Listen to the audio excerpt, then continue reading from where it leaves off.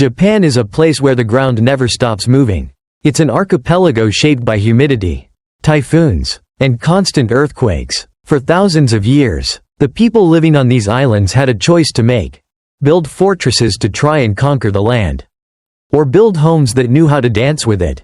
They chose harmony.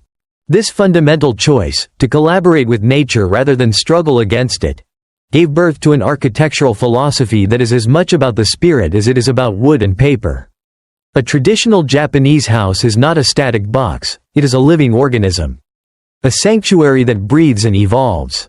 Today, as our modern lives become increasingly cluttered and disconnected, the three core principles of the Japanese home, flexibility, connection, and simplicity, offer a timeless blueprint for well-being.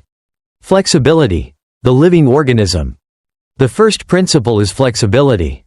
In many cultures, architecture is defined by permanence, thick walls that dictate exactly what a room is for: sleeping, eating, or working. The Japanese home rejects this strictness. Instead of rigid walls, it uses fusama, opaque sliding panels that glide along wooden tracks.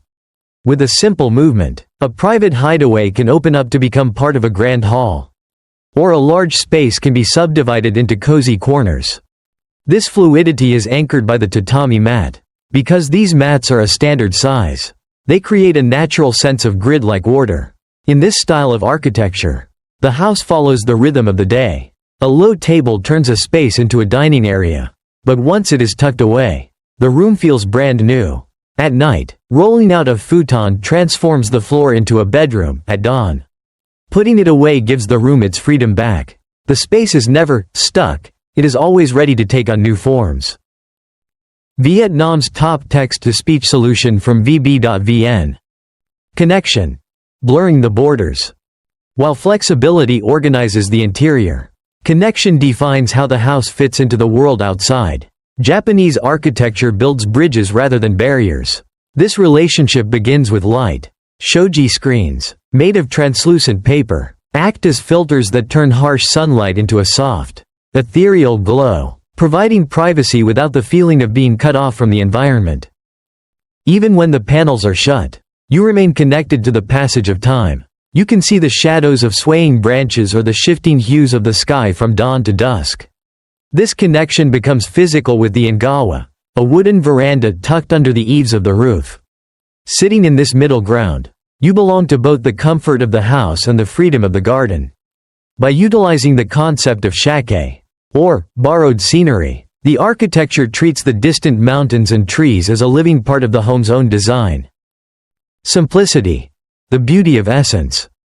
The final and most profound principle is simplicity. A traditional Japanese room is defined by what is not there. There are no extra decorations, no unnecessary clutter, and no furniture that gets in the way. This design respects the idea of the space between things, the pause that gives shape to existence. This simplicity is rooted in honesty. Materials, like wood, bamboo, and straw are left raw, letting their natural textures and stories speak for themselves.